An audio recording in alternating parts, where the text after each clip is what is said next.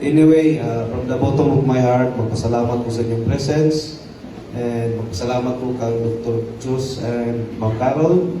Nag-ilami tungod kang Ma'am Pilar Pilapin, itong artista. Magulang to ni Dr. Jus. Yan di si Ma'am Pilar dere, one time nato sila yung religious affair, one of the barangays, yun. Na-introduce ko sa ila ha, dahil akong nakita na maayo na program. Gani, iatuan yan nila ako Cebu one day, atong April 11, nato inyong kauban si Mama Pinita. Dito na ako nakita. Dahil ang City Government of Malaybalay, during the supplemental budget, kay tinuig man ang budget na to, ang 2026, i-prepare man na 2025, wala ma-appeal dito ni, pero ay making sure na mag-prepare ito March, ma-appeal yun siya. So the City Government of Malaybalay invest. Dili ni siya basta lang na training, na basta maka-outing mo, makapahulay niya, ma-enjoy. Pero kanina training is a skills development yun. Not only sa inyo kundi sa future sa Malaybalay. Sa future sa Malaybalay. Part of the budget sa Malaybalay, gigain ani, almost 1.5 million. Dako na amount. Kung 15 ra yung ipapil. Dako siya na amount. Pero almost mga 700 plus mo tanan. With that amount, kulang na gani na sa rate nila, doktor. And di sa sila basta-basta kay I don't know kung istorya sila sa inyo o gi-introduce sa taga-Mayor's Office na they are based in California. Wala istorya ganyan? Wala. So they are humble yun. Based na sila sa California, ang Project 12, tayo nag-retire mo siguro si doktor. Upon retirement, uli siya Pilipinas, dito nakita ang problema. And this problem is not only in Malaybalay. I think sa Timog Gini, Nasod. Nangako lang sayangan, kay with that amount, kamo ra gyud ang accommodate. Dayon, last March, imbis na 3rd or 4th week kami mag local school board, ipa-advance yung tunako, kaya kung magdugay pa, posible ang ilang time, mabalik na sila sa Amerika.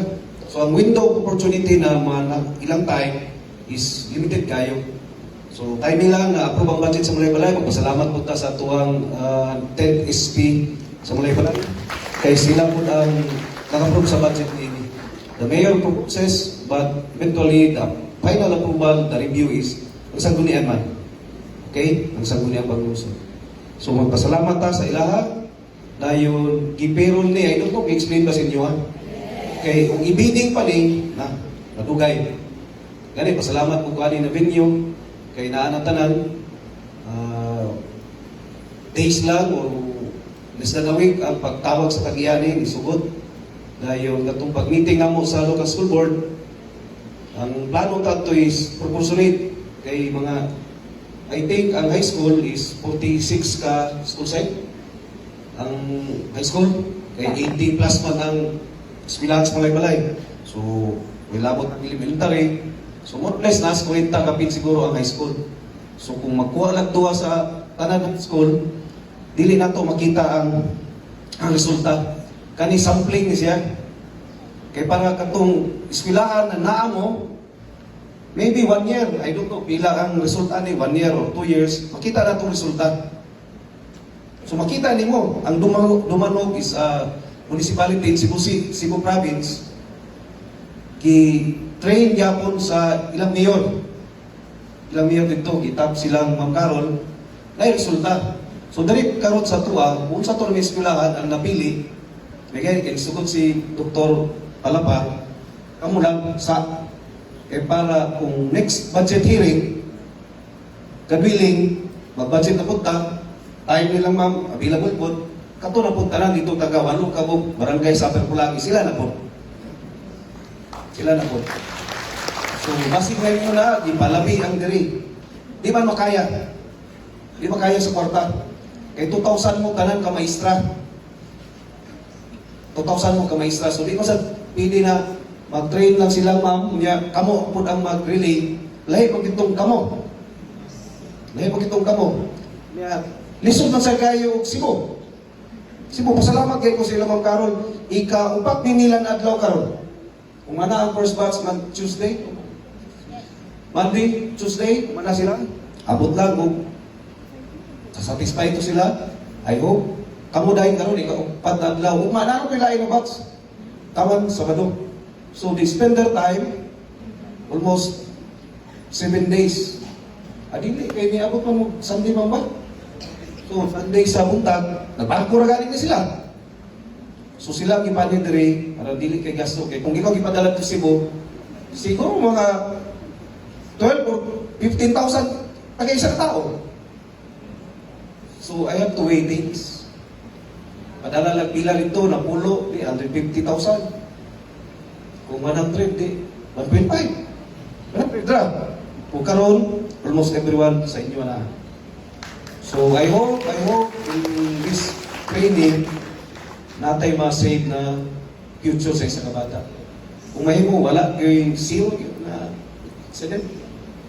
So I hope na nakatabang ni sa inyo through sa effort sa tuang local school board. Okay, local school board then I don't know kay namagod ni 1,000 pages na katong manual. So duha ka rin taga-isa sa inyo so gasto na po.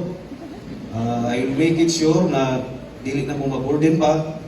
Mangita ko pamagi sa local school board nato na funding dito nato paon ang kwarta nini. Okay. Para ninyo yung training na nasunod na sa inyong ulo kung sa inyo kasing-kasing. Okay. So at least kung may mga kinanglan pa, feel free.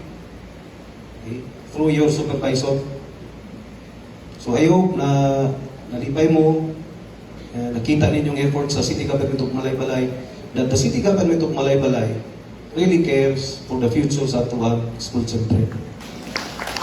And how I wish some other LGU, if their resources would allow, makagandag yung pangyari ng mga training. We are the one who are responsible sa mga tao na sunod na to. Kaya kung ato lang pong kagalingon ng atong tanawon, hindi man, ayahin naman ta. Ayahin naman, wala siguro yung volunteer din na maestra. Wala. So tanan yung tagisunduan. So it is our duty and responsibility, and it is part of your job na next generation mas maplasta. Kaya it is really in the nature cycle na kita na generation o kung sa ang atong natagamtam ang kinabuhi natong ihatag sa kasunod sa tuwa is kung mahimo mas maayo pa sa tuwa. Pero ang gagita mo sa itong nasod ang atong kaimtang karon mas lisod. So dili na nato ihatag sa ila ang problema kung mahimo galing ayahin po tayo ng kinabuhi.